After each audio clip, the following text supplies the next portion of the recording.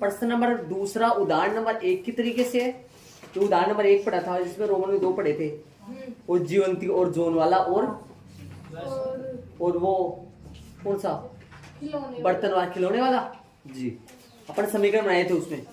और उदाहरण नंबर 2 की तरीके से प्रश्न नंबर पहला था, उदाहरण नंबर 2 में 4 थे और प्रश्न नंबर पहले में 8 थे।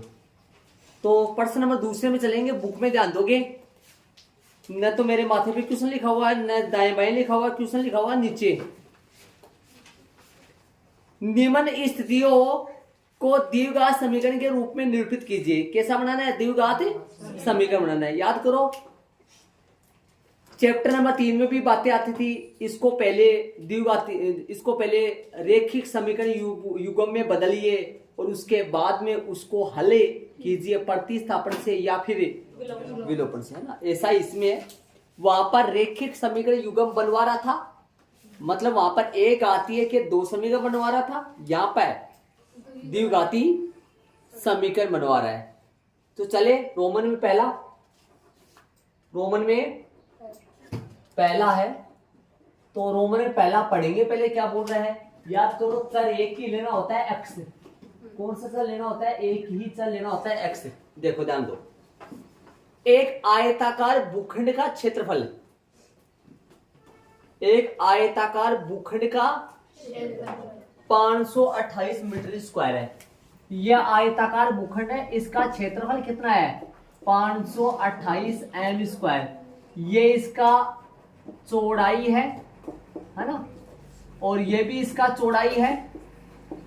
सॉरी, छोटी होती है क्या चौड़ाई? ये इसका लंबाई है और ये भी इसका लंबाई है, और ये इसकी चौड़ाई है, तो ये भी चौड़ाई। याद करिए, दो चौड़ाई होती है, दो लंबाई होती है, समझ गए होंगे। और 528 क्या है इनका? मतलब लंबाई गुणा चौड़ाई बराबर में 528, और गुणा यहाँ लंबाई यहाँ चौड़ाई यहाँ यूज कर लूंगा, समीकरण बन जाएगा बराबर में 528 चलेगा। 528 क्या है? किसी आयत के क्षेत्रफल का सूत्र होता है लंबाई गुणा चौड़ाई। लंबाई गुणा चौड़ाई बराबर में क्षेत्रफल आ जाएगा। कितना आएगा क्षेत्रफल? 528। अब सुनना, आगे की बात सुनना, गौर करके सुनना तो पता लगेगा, सुनना ध्यान से। क्षेत्र की लंबाई चौड़ाई के दुगने से, क्या कर रहा है मेरे को नहीं समझ आ रहा, सुनो। क्षेत्र की जो लंबाई है ना, लंबाई मतलब ये है ना, ये क्या हो रहा है? सुनो, क्षेत्र की जो लंबाई है ना, वो चौड़ाई के दुगने से एक अधिक है। लंबाई है ना, लंबाई वो चौड़ाई के दुगने से 1 मीटर अधिक है। लंबाई है ना, लंबाई वो चौड़ाई के दुगने से 1 मीटर अधिक है। मतलब ये है ना, उससे उसके दुगने से 1 मीटर अधिक है। यदि मैं मान लो, देखो जब भी अक्स मानो, आप इस चैप्टर में जब भी अक्स मानो तो जिससे होता है ना उसको मानो, जो है उसको नहीं मानना, जिससे होता है उसको मानो। अब बताओ कौन तो है और किससे है? लंबाई तो है, चौड़ाई से है। जिससे होता है ना उसको अक्स मानो। जैसे मालूम है, कह दूं मैं राम से 5 साल बड़ा हूं, तो किसको मानोगे? अक्स। जिससे होता है। राम की उम्र कितनी मानोगे? अक्स वर्ष है, और फिर मेरी ऑटोमेटिक निकल जाएगी, क्योंकि मैं उससे 5 साल बड़ा हूं, तो मेरी उम्र कितनी होगी? अक्स प्लस 5। तो जिससे होता है ना उसको अक्स मानना, जो है उसको नहीं। जिससे होता है उसको अक्स मानना। तो बताओ यहां कौन तो है और किससे है? लंबाई है। किससे? लंबाई क्या है? दुगने से 1 मीटर अधिक है। सुनना ध्यान से, दुगना से 1 मीटर अधिक है। कि का दुगना से 1 मीटर अधिक है? मान लो अक्स मीटर है, चौड़ाई। जिससे होता है उसको अक्स मानना है, जो होता है उसको नहीं। ये लंबाई तो है, क्या है? दुगना से 1 अधिक। किस से? चौड़ाई को मैंने एक्स माना। यदि चौड़ाई एक्स है तो ये दुगना से, उनका दुगना से 1 मीटर अधिक है। आराम से बता सकते हो। उनका दुगुना करो और एक जोड़ो। इक्का दुगुना तो 2x और प्लस में 1, इन दोनों को गुना करूंगा बराबर में 500। क्यों? ये लंबाई है, ये चौड़ाई है। लंबाई और चौड़ाई का गुना सदैव क्या बनता है? लंबाई गुना चौड़ाई, आयत का क्षेत्रफल। ये लंबाई है, चौड़ाई है। जैसे मान लो ये 13 मीटर आए, 13 मीटर मान लो चौड़ाई आए, तो लंबाई 13 दूनी 26 और 1 27 मीटर। समझ गए होंगे? किसको मानू? x से। माना कि आयताकार कौन है? भूखंड। मान चाहे भूखंड लिख दो डायरेक्ट। माना कि आयताकार भूखंड की क्या भाई? माना कि आयताकार भूखंड की क्या? लंबाई चौड़ाई बराबर xm है। ठीक है ना? m मीन्स मीटर तथा पर्सन के अनुसार। याद करो चैप्टर नंबर 3 में यहां पर्सन अनुसार नहीं लगता था, यहां तथा नीचे लगता था। क्यों? क्योंकि उसमें पर्सन के अनुसार से मानते नहीं थे। इसमें एक तो अपन मान लेते हैं, दूसरा पर्सन के अनुसार आता है इसमें। और उसमें क्या होता था? एक अक्ष और दूसरा वाई। इसलिए तथा लगा के अपन उसमें क्या लेते थे? तथा चौड़ाई कितनी मान लेते थे, लंबाई कितनी मान लेते थे? वाई। चौड़ाई तो अक्ष। और उसके हिसाब से यदि ये चैप्टर नंबर 3 का प्रश्न हो तब तो चौड़ाई तो अक्ष और लंबाई वाई, या लंबाई अक्ष चौड़ाई वाई। ऐसा भी कर सकते हैं चैप्टर नंबर 3 का प्रश्न हो तो। तथा प्रश्नानुसार कौन है? लंबाई कितनी होगी? चौड़ाई का दुगुना से 1 मीटर अधिक। चौड़ाई का दुगुना 1 मीटर अधिक प्लस 1 और बार कोष्ठक में m लगा लो, है ना? लंबाई इतनी होगी भाई, पर्सन के अनुसार इतनी होगी। अब पर्सनानुसार दोबारा लगाएंगे। हर बार लगाते आ रहे अपन, दोबारा लगा के लंबाई गुना चौड़ाई, लंबाई गुना चौड़ाई बराबर में क्या होता है? क्षेत्रफल। ये थोड़ी लिखूं मैं, डायरेक्ट कर दूं। लंबाई गुना चौड़ाई बराबर में क्षेत्रफल। तो लंबाई कितनी है? लंबाई की जगह लंबाई लिख दो, चौड़ाई की जगह चौड़ाई लिख दो। 2x प्लस में 1 गुना होगा किससे? अक्ष से। गुना करो या नहीं लगाओ, गुणा का निशान कोई दिक्कत नहीं है। गुणा का निशान कौन है? लक्ष्मी आएगी। गुणा का निशान लगाओ या न लगाओ कोई फर्क नहीं है। 2x प्लस 1 गुना में x बराबर में कितना आएगा? 528। हल करें इसको, गुणा करो भाई, गुणा करे बताओ, करो गुणा। x को 2x से 2x स्क्वायर प्लस में x को 1 से। अरे ये गुणा का निशान ना भी लगाओगे तो भी गुणा ही है। माइनस का 528 बराबर में कुछ नहीं तो 0। तो हो गया। और क्या करना है? इसका बन गया वो तो जो बनाना था अपने को। याद करो कुछ।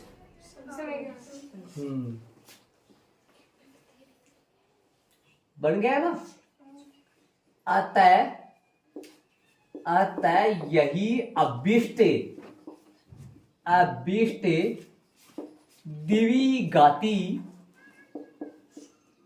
द्विघाती समी है। आने सवाल आंसर मैच कर लो। अपने को ये बोलता ना हल भी करो इसको, तो अपन x के मान निकालते, है ना? टुकड़े 2 भी दिया अपने पास। एक तो 4.2 बच रही है, सही सलामत बैठी है। हाँ, और एक 4.3 है। 4.2 में तो गुणनखंड विधि से सिरदराचार्य सूत्र द्वारा हल करना, x का मान निकालना। ठीक है? अरे बेटा, x का मान निकालना। इसको बिठाओगे, कहाँ बिठाओगे? आओ क्वेश्चन में आओ। दूसरे में 2 कर्मागत धनात्मक पूर्णांक का गुणनफल कितना है? 300 है। हमें पूर्णांकों को ज्ञात करना है, इसके लिए समीकरण बनाना है। अब एक बात, अब यहाँ धनात्मक पूर्णांक की बात आ गई ना, तो मैं कुछ नहीं छुपाऊंगा, आपको 3 बातें बताऊंगा इसमें। धनात्मक पूर्णांक की बात आ गई। क्या बोला इसने? दो कर्मागत धनात्मक पूर्णांक। ध्यान से सुनना, देखो कर्मागत, दो कर्मागत क्या बोला इसने, ध्यान से सुनना प्रश्न में, दो कर्मागत धनात्मक पूर्णांक।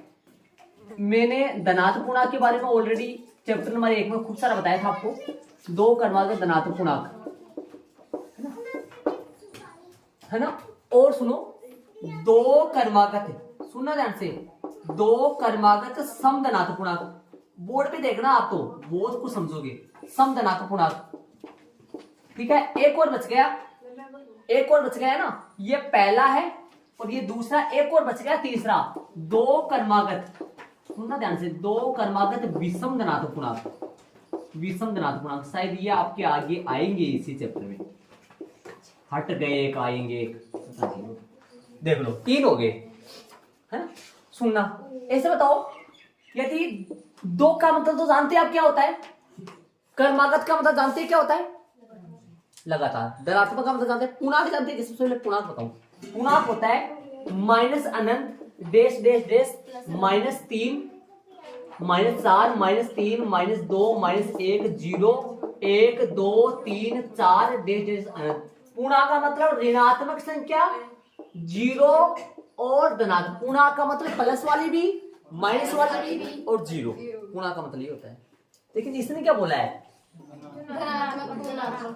ये ऋणात्मक पूर्णांक है वो, तो इसने ये बोला है कि इनको तो छोड़ दो आप, सिर्फ किन में चलो, प्लस वाली संख्या में, है ना। तो प्लस वाली संख्या में चलूंगा, समझ गए होंगे।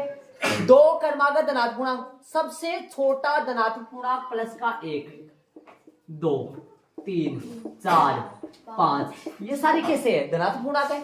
आओ इधर आओ, इसमें चलो, इसमें चलो।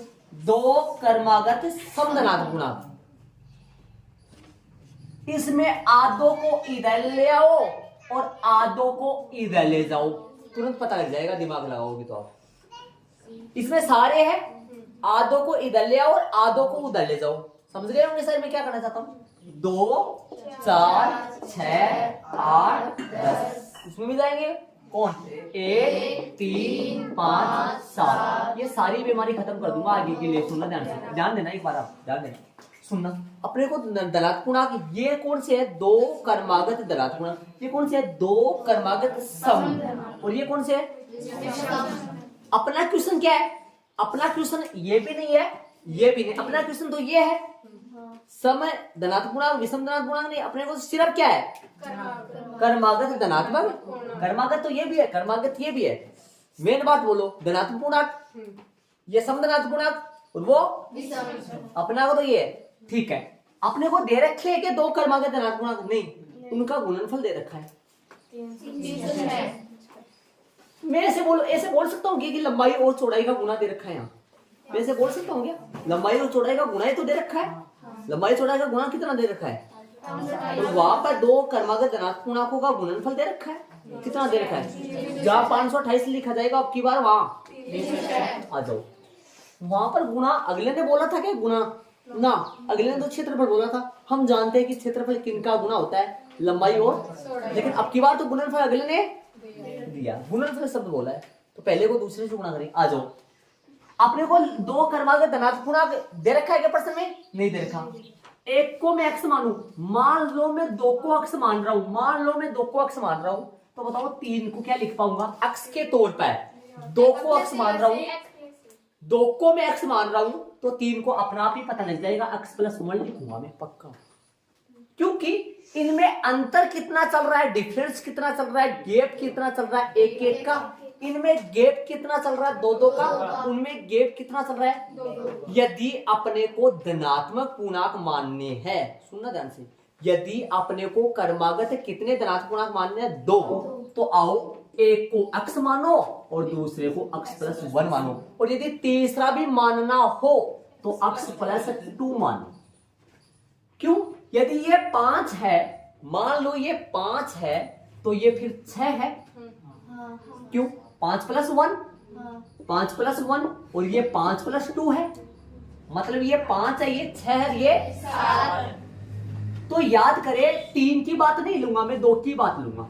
यदि 2 कर्मागत धनात्मक पूर्णांक मानना है तो ये मान लो, यदि दो कर्मागत समधनात्मक पूर्णांक मानना है, यहाँ गेप एक एक का चल रहा था, यहाँ गेप दो दो का चल रहा है, इसको यदि अक्ष मानोगे तो ये अक्ष प्लस 2 आएगा। और सेम याद करो, दिमाग लगा लिए होंगे, यदि यहाँ दो दो का गेप चल रहा है, वहां पे भी दो दो का गेप चल रहा है, तो इधर क्या मानना पड़ेगा, अक्ष और सेम। तो समधनात्मक पूर्णांक माने चाहे विषमधनात्मक पूर्णांक माने, यदि दो कर्मागत पूर्णांक मानना है, धनात्मक पूर्णांक मानना है, दो मानना है तो x और x प्लस 2, सम में भी x और x प्लस 2 और विषम में भी x और x प्लस 2, लेकिन बिना सम बिना विषम सिर्फ धनात्मक पूर्णांक मानना है तो क्या मानना पड़ेगा, x और x प्लस 1। तो बताओ, पता चल गया क्यों भाई, ऐसा क्यों, इसमें 2 क्यों, इनमें दो, ये दोनों सेम है, ये अलग है, इसमें 1 क्यों, इसमें 2 क्यों, क्योंकि यहाँ डिफरेंस जो है, अंतर जो चल रहा है वो एक एक का चल रहा है और इनमें अंतर है दो दो का चल रहा है। तो समझ गए होंगे अपन, माना कि दो कौन से, दो कर्मागत क्या, दो कर्मागत धनात्मक पूर्णांक, दो कर्मागत धनात्मक पूर्णांक क्या मानेंगे, एक्स व एक्स प्लस 1 है। अब दूसरा प्रश्नानुसार नहीं लिखेंगे, अब कभी ऐसे सोच रहे हो सर ये प्रश्नानुसार लिखा था, इसमें नहीं लिखा, इसमें लिखने की जरूरत ही नहीं है। एक अक्ष होगा तो दूसरा अक्ष प्लस 1 हो, जैसे मान लो ये 16 है ना, तो वो कितना होगा फिर 17 होगा ना, लेकिन 16 17 करेक्ट तब होगा जब यदि उनका गुणनफल 306 तभी होगा। मेरे को नहीं पता 16 17 होगा, लेकिन मैं बोल रहा हूं आपसे, है ना। धनात्मक पूर्णांक मानना समझ गया है। यदि आपको धनात्मक पूर्णांक मानना है तो x और x प्लस 1, विषम धनात्मक पूर्णांक मानना है या समधनात्मक पूर्णांक मानना है तो x और x प्लस 2। क्यों 2 क्यों 1 ये पता होना चाहिए आपको, क्योंकि वहां 2 का डिफरेंस है, यहाँ वहां 1। ठीक है, आ जाओ। यदि मैं x से सुनो, पहला धनात्मक पूर्णांक x, दूसरा x प्लस 1 और इन दोनों का गुना प्रश्न के अनुसार 300, मैं यहाँ जूठा सांचा 16 लगा रहा हूं, तो यहाँ पर पक्का कितना आएगा, बराबर में 306 यदि आ रहा है तो अपना आंसर 16 17 सही है, वरना अपना आंसर गलत है। लेकिन आंसर नहीं आएगा क्योंकि समीकरण ही बनाने हैं, समझ गए ना, समीकरण बनाने अपने को, तो समीकरण बनाने हैं ऐसा, ठीक है। लेकिन आंसर की कोई बात नहीं, समीकरण बन जाएगा अपना। प्रश्नानुसार क्या लिखोगे, पहला धनात्मक पूर्णांक और दूसरा धनात्मक पूर्णांक गुना बराबर में 306, x इंटू एक्स प्लस 1 बराबर में 306। समझ गए क्या, पहला धनात्मक पूर्णांक गुना दूसरा धनात्मक, अरे ये जितना होगा ना उससे ये एक ज्यादा ही होगा, क्योंकि प्रश्न ने बोला है कर्मागत, कर्मागत का मतलब लगातार, क्रम प्लस आगत, क्रम में आगत, क्रम में आना, लगातार आना, ठीक है। तो करो, अरे करो, गुना करो फटाफट, x square plus x, x को एक्स से एक्स स्क्वायर, एक्स को 1 से एक्स, माइनस में 306 बराबर में अतः यही अभीष्ट द्विघाती समीर है अनुस्वार, ठीक है। तो अतः वाले लाइन लिखेंगे और बारीक बारीक धीरे धीरे चुराते रहो भाई, चुराते रहो। चोरी करने में कुछ नहीं करना, भगवान चोरी मत कर लेना, पैसे की चोरी दुकान में भाग जाओ, पैसे की, विजय सर बोला था चोरी कर लाओ, कभी नाम मेरा लिखा जाएगा, ये सीख देते हैं यहाँ पर बुला के, चोरी करने वाली सीख देने लगे हो। 17-18 आएगा, अच्छा पता तो लिया ना, आंसर नहीं है लेकिन अपना ना, अतः यही अभीष्ट द्विघाती, हाँ चुराओ भाई, बारीक बारीक चुराओ, ये समी लिखता हूँ, समीकरण होता है ना, आंसर, आंसर में ये समीकरण है, आंसर में ये समीकरण है, न कि 16-17 ना। माना कि दो कर्मागत धनात्मक पूर्णांक कौन कौन है, x और x प्लस 1, प्रश्नानुसार x और x प्लस 1 का गुणा बराबर 306। 306 किसने बताया,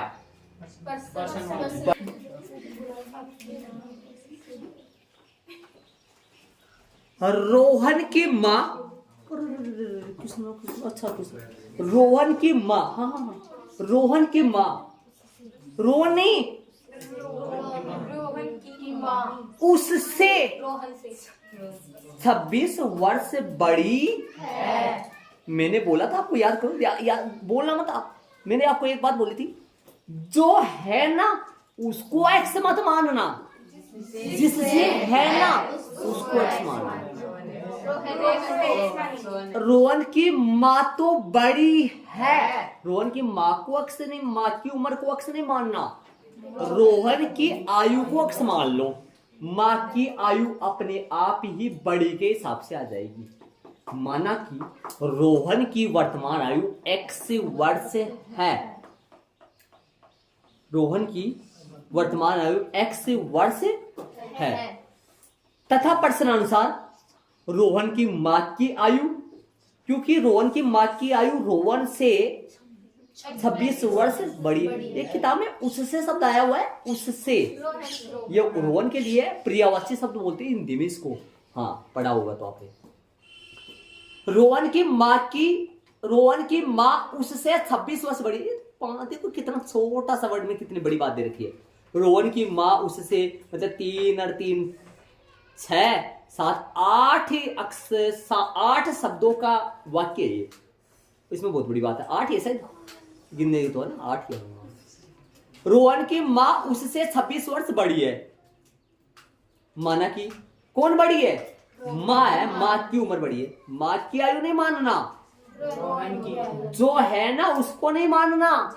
हाँ, माना कि रोहन की वर्तमान आयु तथा प्रश्न अनुसार माँ की आयु x + 26 वर्ष हो। सवास टाइम पे बोलिए। चलो इधर आओ, इधर। उनकी आयु का गुणनफल, उन दोनों की आयु का गुणनफल अब से 3 वर्ष बाद 360 हो जाएंगी। हमें रोहन की वर्तमान आयु ज्ञात करनी है, इसके लिए मेरे को समीकरण चाहिए। माना कि और रोहन की वर्तमान आयु, माना कि रोहन की वर्तमान आयु x वर्ष है। बारीक बारीक चुराते रहो, चोरी करना पाप नहीं है। दही की चोरी करो, दूध की चोरी करो, छाछ की चोरी करो और खा जाओ, ये चोरी करना पाप नहीं है। हाँ, माना कि रोहन की वर्तमान आयु x वर्ष है तथा प्रश्न अनुसार उसकी, है ना, उसकी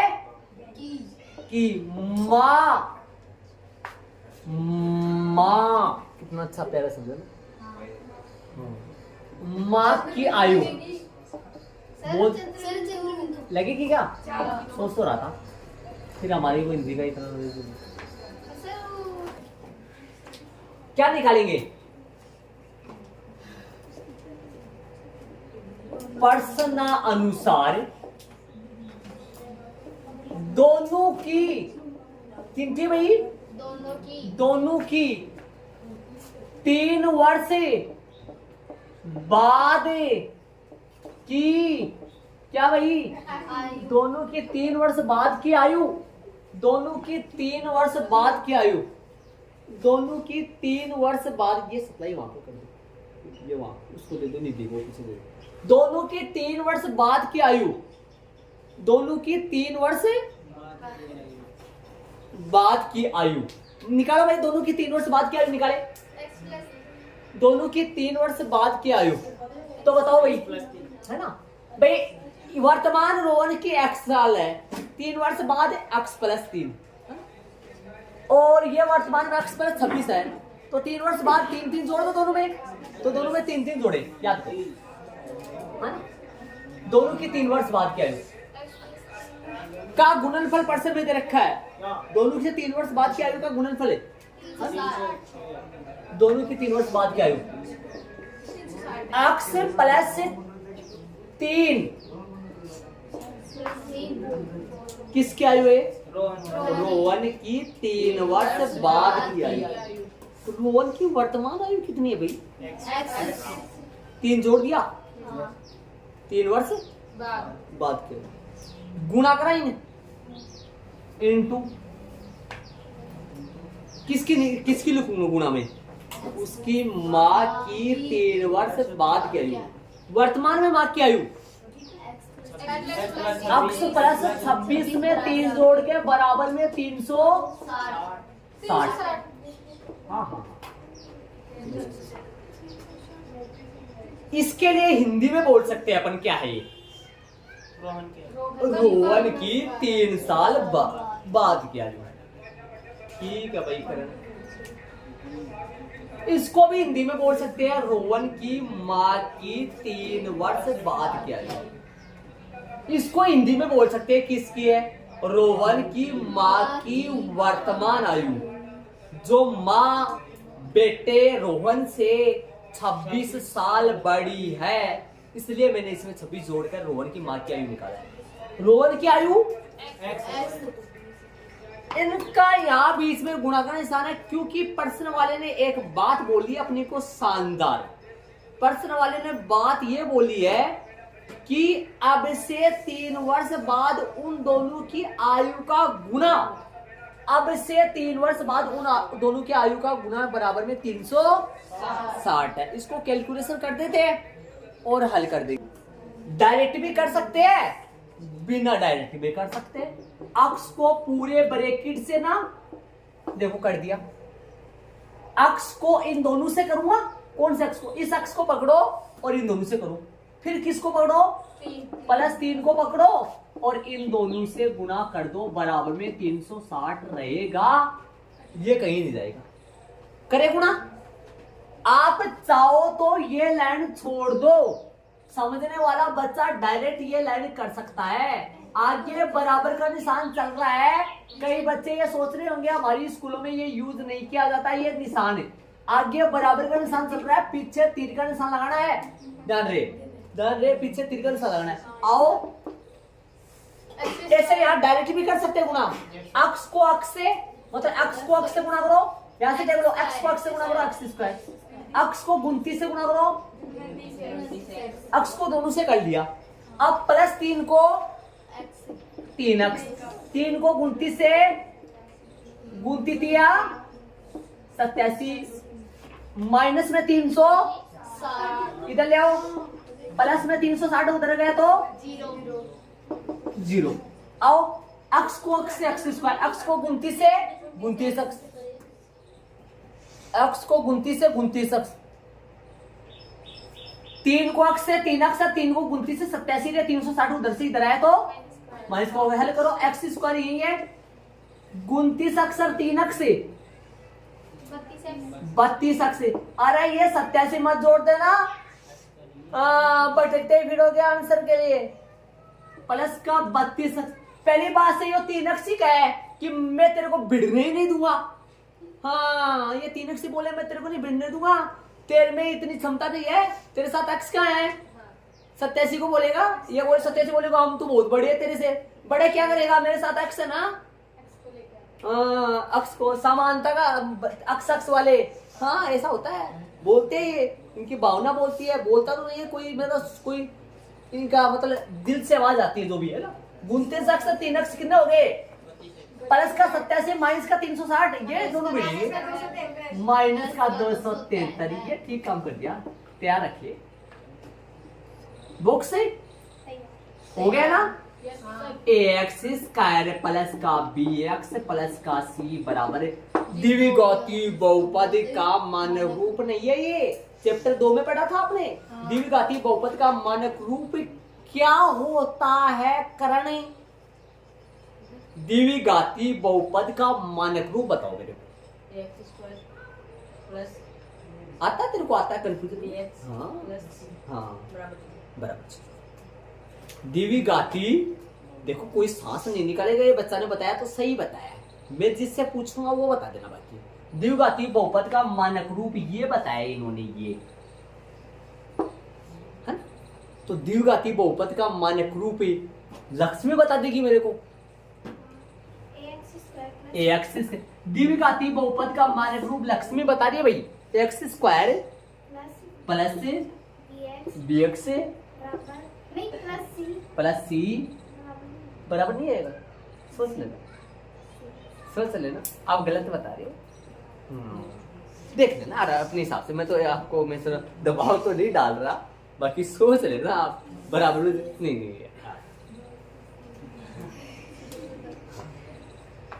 गुंजाइश कर।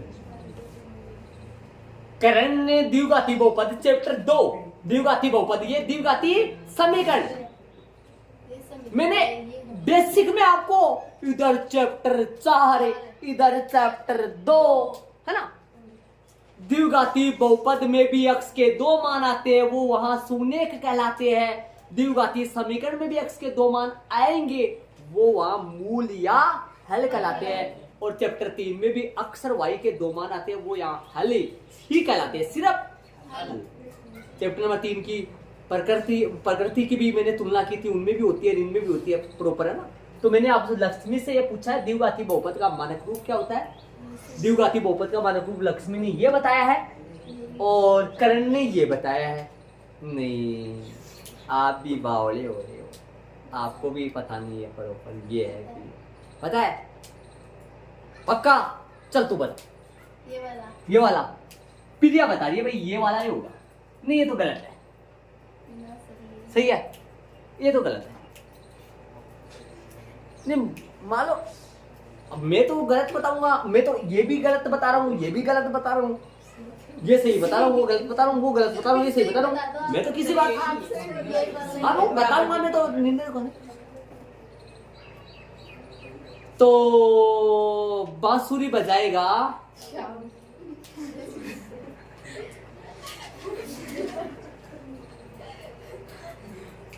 रिद्धि बताएगी मेरे को। सर लक्ष्मी वाला सही है। लक्ष्मी वाला सही है, करेक्ट बात है। भगवान बहुत बार बता दिया द्विघाती बहुपद के मानक रूप और द्विघाती समीकरण के मानक रूप में सिर्फ फर्क बराबर में 0 का होता है।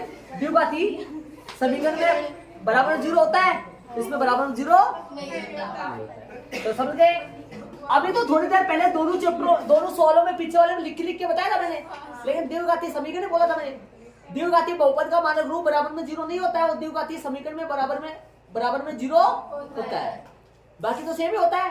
एक का मान 1, बी का मान प्लस 32 मतलब 32 बोल दो, सी का मान आता है यही अभीष्ट द्विघाती समी है या समीकरण है, आंसर है। बारीक बारीक चुराओ भाई, जल्दी कर, आगे पढ़ाना भी है वो।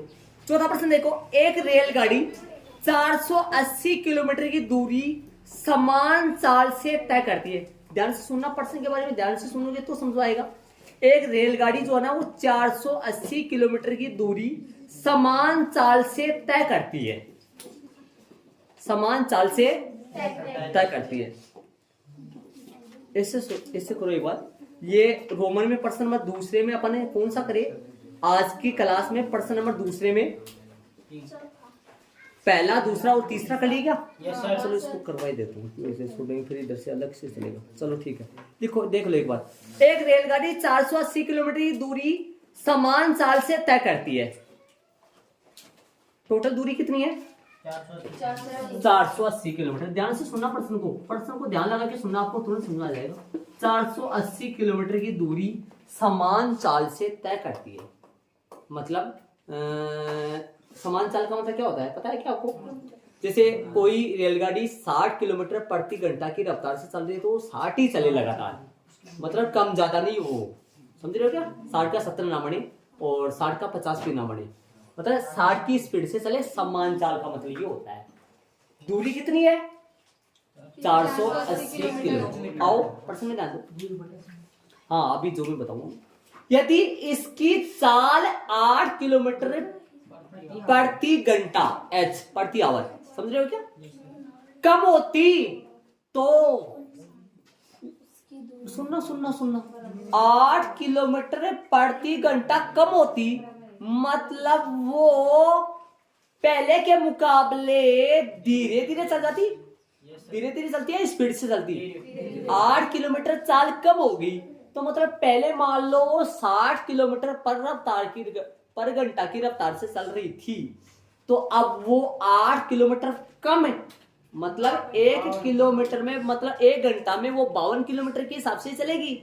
मतलब स्पीड कम होगी फिर ज्यादा होगी, कम होगी तो 480 किलोमीटर दूरी तय करने में टाइम पहले के मुकाबले 3 घंटे ज्यादा लगेगा कम लगेगा, ज्यादा लगेगा ना। वापस बोलूं इस बात को, यदि कोई रेलगाड़ी मान लो किसी भी रफ्तार से चल रही है और वो 480 किलोमीटर की दूरी तय कर रही है, ठीक है। अब यदि पहले के मुकाबले वो 8 किलोमीटर घंटा 8 किलोमीटर प्रति घंटा की रफ्तार से कम चले, मतलब वो धीरे चले, तो इस दूरी को तय करने में पहले के मुकाबले ज्यादा समय लगेगा नहीं लगेगा, वो पर समय पता करेंगे अपन कितना समय लगेगा। तो स्टार्टिंग में चाल कितनी थी, आगे देखो, तो उसी दूरी को तय करने में 3 घंटे अधिक लेती है। कितना घंटे? 3 घंटे। हमें रेलगाड़ी की चाल ज्ञात करनी है। माना कि रेलगाड़ी की चाल स्टार्टिंग में ना, माना कि शुरू में रेलगाड़ी की चाल, माना कि रेलगाड़ी की चाल बताओ भाई, शुरू में क्या माने अपन, माना कि रेलगाड़ी की चाल।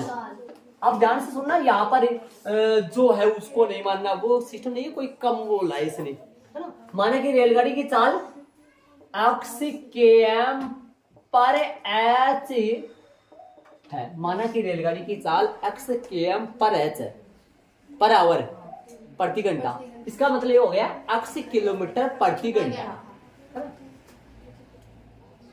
प्रश्नानुसार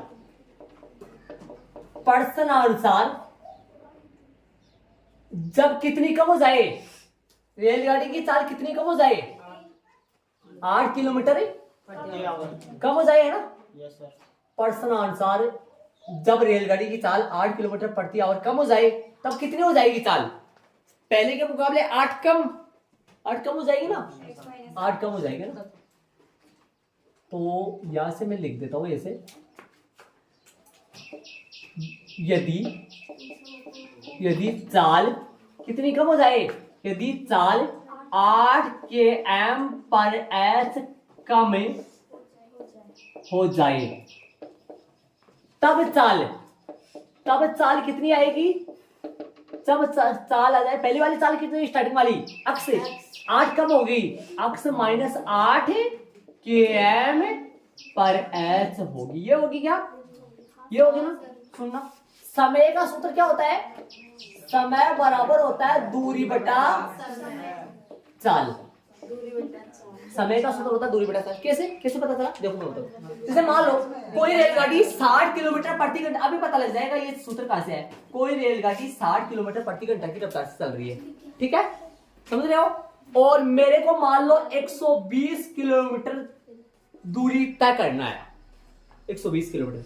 कोई रेलगाड़ी इस रफ्तार से 1 घंटा में वो कितनी दूरी तय कर रही है, 60 किलोमीटर। मैंने वो कितनी दूरी तय करनी है, 120 किलोमीटर। तो कितना टाइम लगेगा, अब ये 2 घंटा आया कहां से, दिमाग लगाओ, दूरी बटा दूरी कितनी है, 120 में किसका भाग दोगे, 120 कौन है दूरी, 60 कौन है, दूरी बटा क्या आया, मतलब समय किसका, समय का सूत्र ये तो बना भाई। 120 में 60 का भाग दिया आपने, तभी तो 2 घंटा आया। 2 घंटा कौन है, 2 घंटा कौन है, अपने आप में समय है, और दूरी कौन कितनी है, 120, चाल कितनी है, तो ये दूरी, तो समय बराबर यहाँ पर समय कितना आएगा, यहाँ पर समय कितना आएगा, यहाँ पर समय आएगा, यहाँ पर समय आएगा, दूरी कितनी है स्टार्टिंग में 480, और चाल कितनी है शुरू में x,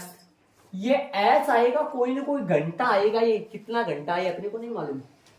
उधर समय निकालो, उधर और समय निकालो, इधर समय निकालो, रिटर्न एक लाइन बीच में खींच के ऐसा काम कर लो। इधर समय निकालो, सूत्र वही है, दूरी वही है, चाल चेंज हो गई, चाल कम हो गई पहले के मुकाबले। कितनी कम हो गई, 8 माइनस 8 हो गई, अभी मतलब 8 कम हो गई, लेकिन प्रॉपर है कितनी, पहले से 8 कम, मतलब माइनस 8 8 कम होगी तो x माइनस 8 ही होगा। ये भी तो घंटा है ना। अब ऐसे बताओ दूरी कितनी तय कर रहा है। कोई रेलगाड़ी है स्टार्टिंग में मान लो वो x किलोमीटर प्रति घंटा की गति से चल रही है। दूरी कितनी है 480 किलोमीटर की दूरी तय करने में वो कितना टाइम लेगी। 480 में किसका भाग दे दूंगा मैं 4 का। ये टाइम आया अपने को, ये नहीं कितना घंटा आया कैसे नहीं पता, क्योंकि अपने को 4 का ही नहीं मालूम तो घंटा का मालूम कहां से रहेगी। और ये भी टाइम आया है। इसे बताओ दिमाग लगाओ, यहाँ पर 480 दूरी तय करने में रेलगाड़ी किस रफ्तार से चल रही है। x किलोमीटर प्रति घंटा की रफ्तार से चल रही है। ठीक है, यहाँ पर 480 किलोमीटर दूरी तय करने में रेलगाड़ी किस गति से चल रही है। x माइनस 8 किलोमीटर पर घंटा की रफ्तार से चल रही है।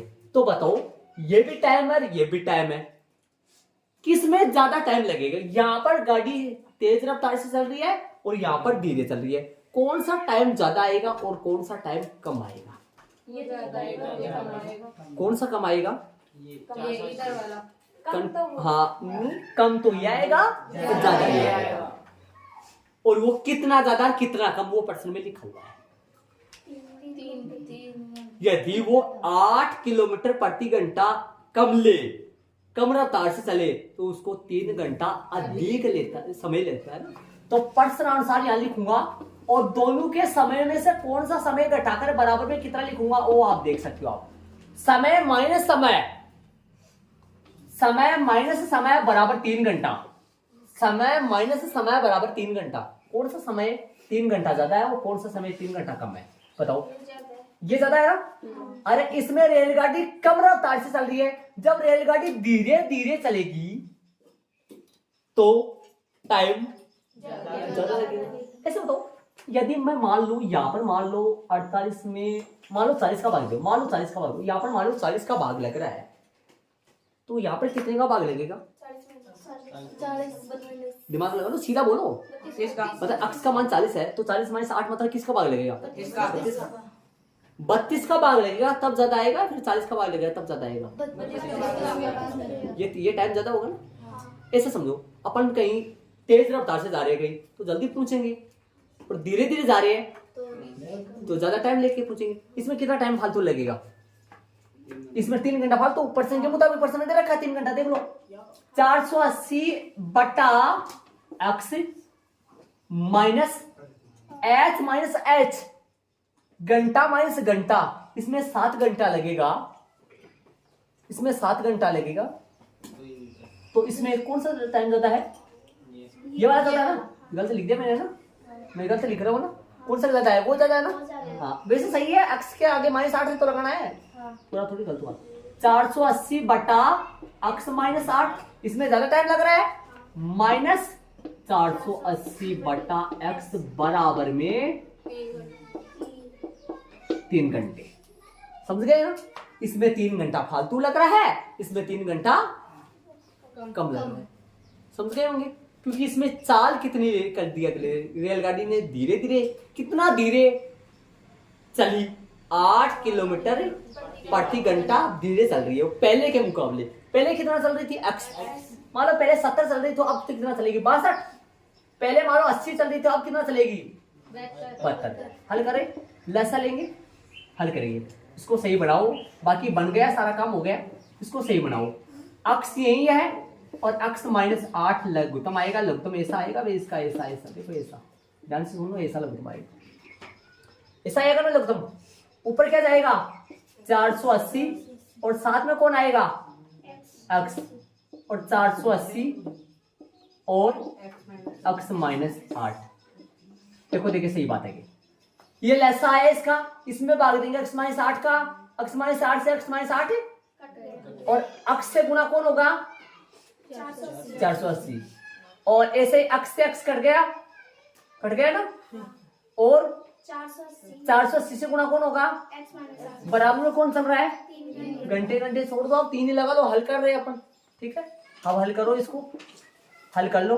हल करोगे तो क्या आएगा 480 x ये कहा जाएगा इधर किसमें जाएगा 3 के गुणा में। इसको गुणा कर दो आज क्या, माइनस के 480 -480 x और प्लस के 8 से गुणा कर लो, प्लस 480 को किससे गुणा कर लूं, 8 से ना, 8 से गुणा कर लूंगा तो 0 0 8 अंडा 64 असल की 6 832 से 6 ये आ रहा है क्या बराबर में। और ये अक्सर ये किससे गुणा होने वाला है, डायरेक्ट गुणा कर दूंगे, दिमाग लगाओ तो 3 अक्स को अक्स से भी गुणा करूंगा अंदर, 3 अक्स स्क्वायर ध्यान लगाओ तो, है ना। देखो अक्स को अक्स से गुणा करो, उधर 3 भी है, 3 अक्स स्क्वायर, अक्स को -8 से गुणा करो, -8 अक्स, 8 या 24 -24 अक्स। अब इधर ले आओ, हल कर लो, ध्यान दो, 3 अक्स स्क्वायर, यदि आप इसको इधर लाओगे ना तो आपको चिन्ह बदलना पड़ेगा, माइनस से गुणा करना पड़ेगा फिर, या इनको उठा के सारे को उधर भी ले जा सकता हूँ। बराबर में कौन है, यहाँ पर कौन बचा, कुछ नहीं, तो बराबर में कौन है यहाँ, ये सारे उठा के उधर ले जाऊंगा, हाँ ले जा सकता हूँ, कोई दिक्कत नहीं। अब इसको इधर लाऊंगा ना तो ये किसका बनेगा, माइनस का, फिर दोनों पक्षों को किससे गुणा करना पड़ेगा, ऐसा भी कर सकते हैं वैसा भी कर सकते हैं, कोई गलती नहीं है।